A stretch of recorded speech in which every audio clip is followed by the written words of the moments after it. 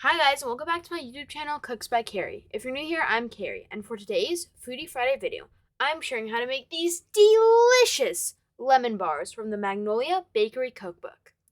For today's recipe, you are going to need 2 cups or 400 grams of granulated sugar, 2 teaspoons of grated lemon zest, 4 eggs, a half a cup or 112 grams of fresh lemon juice strained, 1/4 cup or 34 grams of all-purpose flour, a teaspoon baking powder. For serving, you're going to want to have some extra powdered sugar. And then for the crust, you're also going to be needing 2 cups or 270 grams of all-purpose flour, 1 cup or 2 sticks of cold unsalted butter that is cut into a half an inch pieces, a half a cup or 62 grams of powdered sugar that has been sifted, and a fourth a teaspoon of salt.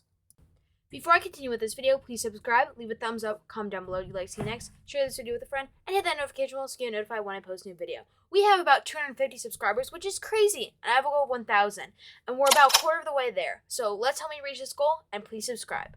Alrighty, let's continue with the video.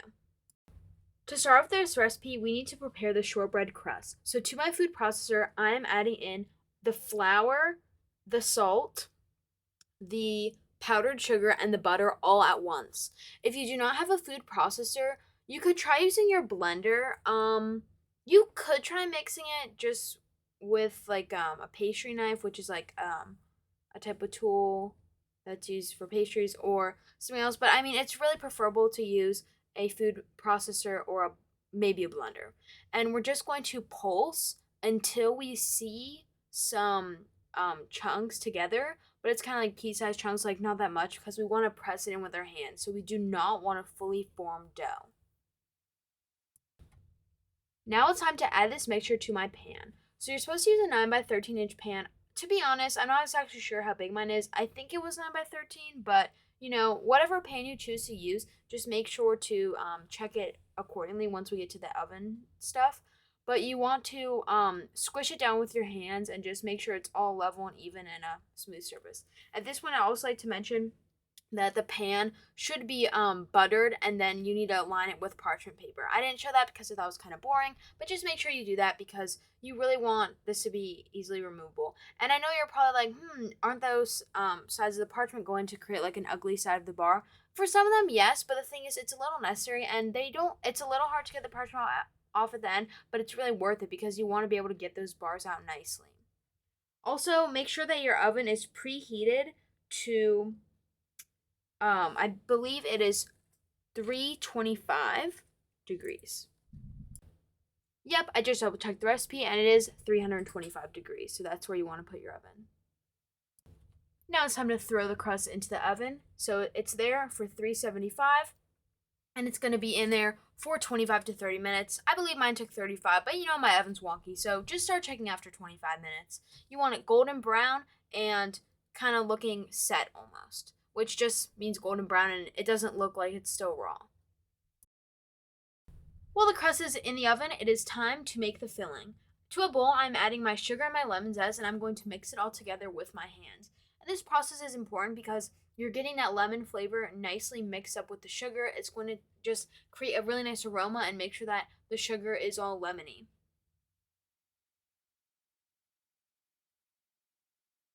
And yep, you just want to continue doing this until you can smell that lemon aroma in your kitchen and it looks pretty coated. This will make your hands a little bit uncomfortable afterwards because there's like kind of some salt grains stuck in your fingernails. So just give your hands a wash and then continue with the the recipe. The next step is to add the eggs into this lemon sugar mixture, and just whisk it all up. Now, I'm going to tell you why I love lemon bars. So lemon bars remind me of the summertime because I always would go on vacation and get these delicious lemon bars from this like local market, and they just remind me so much of summer. They taste so good when you like put them in the fridge and eat them cold. They taste delicious. The crust, it hardens, and the lemon mixture, it's nice and it's kind of cold, and it just tastes so delicious. So that's a chefy tip that I really recommend you do before you serve them. And while the recipe is really easy, you do have to let them rest for a pretty long time to get them to chill first. But I so highly recommend these. These are just like a reminder of summer, a reminder of like summertime. It's just so delicious. Now it is time to add in the lemon juice.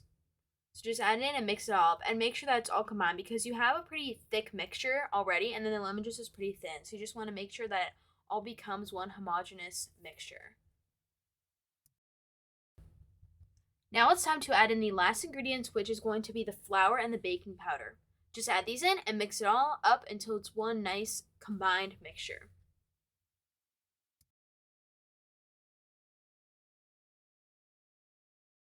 Now it's time to check back on the shortbread.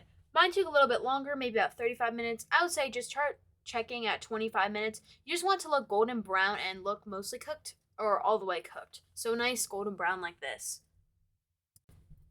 And now it is time to pour into the filling directly on top of this hot shortbread. So you want to do this pretty immediately when it comes right out of the oven.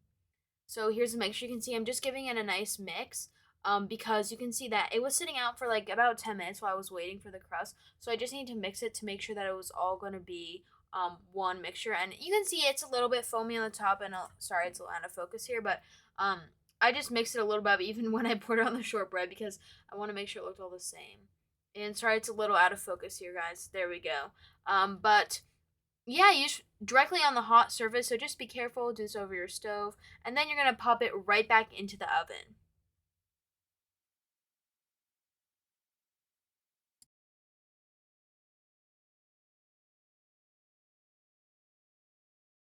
So now I'm popping it into this oven it's still at 325, and this is going to be for about 22 to 25 minutes. Again, I want to say mine took closer to 30 minutes, but start checking at about 22 minutes. And then after that time, mine probably took about 30. I'm pulling it out of the oven and look at it. It looked so good. The edges were getting very golden brown. The top was getting a little bit. But basically what you're looking for is something like this where you can see kind of those cracks and bubbles. But it's mostly cooked in the center. So if you even want to use a toothpick, you would see that it come out clean. Okay, now here's the hard part. So this is when I'm about to cut into it. This has been after it sat out for about 30 to 45 minutes. And I stuck it in my freezer for about another 30 to 45 minutes. The recipe recommends that you leave it out for an hour and then stick it in the fridge for 2 hours. However, I did not want to wait that long. So I did the sped up version, 30 to 45 minutes out, and then the freezer for about almost an hour, probably. This was really nice, and the thing is, you really want to let it set for that long amount of time. I know it's annoying, believe me. You just want to dig into these bars that you spent so hard working on, which is a pretty easy recipe. I'd say the hardest part is just that wait time. But you gotta do it because you want some clean cuts and you want them to taste nice and chilled. So anyway, you just want to move that parchment carefully out and then cut the bars however you like. You can do really small ones, you can do not really small ones. You can see it was buttered so well that I was able to pick it all up and cut it. And now I'm going to go in and just cut them into bars. So I think I went with about, I don't even actually remember how many bars it made.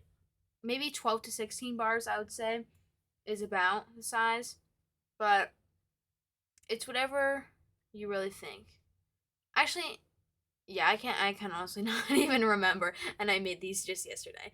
But anyway, you can cut them as big or as small, like I just mentioned, and just make sure to make them kind of even. And I went in with a bread knife to this. You want something that's very going to be a long knife and a very firm knife too, because it is a little bit hard to cut into that crust since it has been chilled, the bottom part. But yeah, just cut it any way you like.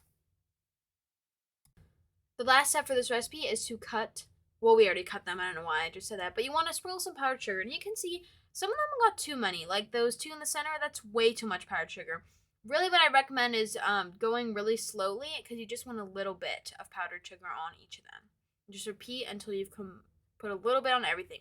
You can see those like ones on, the ones closest to the camera, the ones that are most south, that is the kind of powdered sugar you're looking for. Not a ton, just a little sprinkling. And you want to do this, like, I would say maybe right before you want to eat them. So if you're going to plan on eating these in a while, don't do the powdered sugar until you're right about to eat them. But again, you can do it all at once and then put it in your fridge. That's fine. It's just like, it's better to do it right before you want to eat them.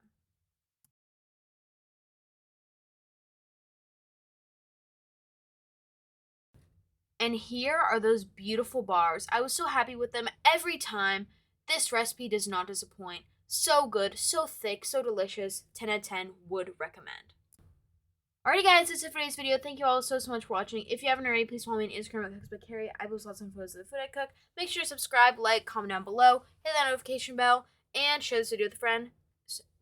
Do all those fun YouTube things, and I will see you next Friday for a new Foodie Friday video. Bye guys.